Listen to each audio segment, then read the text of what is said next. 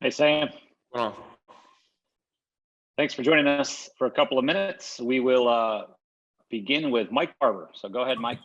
Hey, Sam, there's been a lot of talk at Virginia practice this week about the clap and the fake clap to get some kind of information pre-snap. What are the things that you as a veteran quarterback can kind of pick up on when you give that fake clap and the defense starts to move a little? yeah, I mean, every team's different. Some teams will give away what they're doing. Some teams just kind of sit there until they actually see me clap. So I don't know. I mean, I just kind of do my thing. I study some film, try to see what's going to get the defense. But yeah, I mean, it's different every week. And if I could follow up, as you've gotten older in your career, how much more can you see pre-snap than maybe, your first year? Yeah, I feel like I can see a lot more. I think I just have a way better understanding of the game and how defenses are trying to attack us than I did in my first 2 years. So that's something I spent a lot of time in the offseason just trying to expand my knowledge on the defense side of the ball, and I think it only helps me pre-snap. Thank you. Alyssa Ray. So were you aware that this was called the South's oldest rivalry before you got here? And what have you learned about it since you've been in Chapel Hill? Yeah, honestly, I found out about it when I got here my freshman year and we played them. That's probably the first time I heard it, honestly. But no, it is super cool to be a part of something like that with two great universities, two good football teams. So it's definitely going to be a fun one on Saturday night. The past two have gone down to the wire. What can you take away from those games, and how much does that fire up you guys? I mean, just knowing how close these were the past 2 years.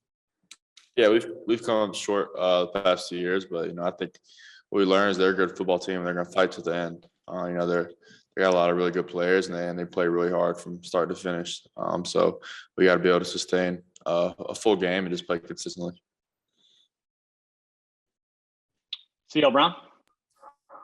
Sam, I was curious before I ask football question. What's up with your shirt? What's the actual football part say? It's kind of blocked by the mic. Yeah, it says Zip 'em. It's actually Emory Simmons' T-shirt. So we got T-shirts made. His nickname Zip because he wears number 0. That's kind of his brand deal is Zip 'em. So I bought one of his shirts. Gotcha. And I wanted to ask about kind of the RPOs. I was asking Ty Chandler earlier. How do you guys kind of get on the same page? Is it just a matter of repetition, or do you literally have to kind of talk your way through sometimes, like what you see, what he sees, and when you might hand off and when you might pull it back to throw or run it yourself? Yeah, I mean, really, it's not as complicated as you think. The running backs just kind of do their job, and if I want to put and throw it, then that's my job to initiate that. The running back's just expecting the ball on every single play. And if I see an RPO open, if I see the right I'm looking for, then and pull it and throw it. But the running back really has no clue if I'm going to throw it or give it to him. Thank you. Gregory Hall, go ahead. Sam, has Virginia worked out of its 3-3 scheme more this year than the past 2 years, or 3-3-5? And if so, how has that changed what they do defensively? Yeah, they have changed a little bit on defense. They like the 3-3-5 stuff, like you said. They've started doing more of the 3 safety type stuff, which is really good. I think the defense coordinator does a really good job. So, it's something you don't see all the time. It's different. It's something that people only started doing a couple years ago, and not many teams do it. So, I mean, we'll have a great plan. Coach Longo, he works really hard on the game plan, and we feel really confident in his plan for us. So we feel really good going into the game.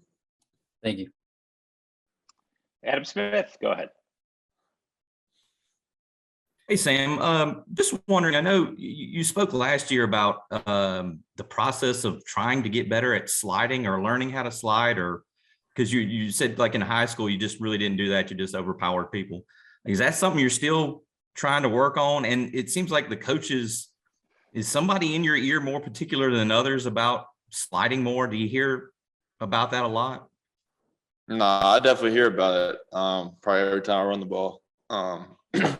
every time I come to the sideline, they're telling me to slide. But it's just something it's really not instinctive for me yet on the slide. So it needs to be instinctive. I try to practice it, but you can't really practice it unless you're in a game scenario. But no, I do think that's one area where I can really improve is just doing a better job protecting myself. I'm just a competitor. I like to run the ball. I don't like to slide. I feel like I have some type of a chance to get an extra yard or two. So I like to do that for my team. But I think it is something I need to work on, doing a better job of protecting myself. After Saturday night was over and you had broke off the 62-yard run, what was the best thing you heard from like somebody that was like congratulating you or texting you or whatever? Like what was the best or most surprising thing you heard, the reaction? Honestly, I was a little disappointed at how like surprised everybody was. Everyone acted so surprised, and it was a little disappointing because, I didn't run well my first year here. I think I ran the ball pretty well last year, and I think I've shown a little bit of ability. So I was just surprised and a little disappointed of how surprised everyone was that I actually ran a touchdown over 5 yards. Thank you. All right, over to JB Ricks. Hey, what's going on, Sam? Appreciate you taking out the time. I got 2 questions for you. The first one, what are your thoughts about leading the team in rushing, win or lose? When you want to have a balanced offense, what are your thoughts about you finishing the game, leading the team in rushing? Yeah, honestly, I haven't really thought a whole lot about it. The way our offense is built is on any given night, anyone can have a big night. Especially in the running game, I could have a big night. Running back have a big night. We both could have a big night. Sometimes the running backs we might not have any big night from a rushing standpoint. We'll have a big night in the passing game. So it's just the way our offense is kind of built. Is just take what the defense gives us. And we all know from like a skill position mindset on offense, it could be anybody's night. So that's just kind of our mindset on offense. Got you. And second question, just pretty generic as far as the feel for the team and the sense of urgency that you guys have to have going against Virginia, knowing you don't want to start 0-2 in ACC play. Has that been talked about at all this week in practice? And what are you sensing from your teammates off that? Yeah, we don't really talk about starting off 0-2 in ACC play. We just talk about doing everything the right way and preparing the right way. We prepare like every other week for this game. We treat every game like it's the most important game of the year because in reality, the most important game is the next one. So that's just kind of how we treat it. I'm proud of the way our guys have been preparing for our games. I think after that loss week 1, I think everyone kind of had a reality check, and I think they really focused on their preparation. I think that showed on Saturday night, and we got to have a really good week of preparation to give ourselves a chance on Saturday. Appreciate you. Okay, we've got time for 2 more. Ross Martin, go ahead. Hey, Sam, how would you evaluate your acting performance in the SOS roofing commercial? If you could step back and just be like a Hollywood acting critic. Yeah, no, I really thought the other guys did a really good job. That's not something I'm too comfortable with yet, but, we had a lot of fun with it.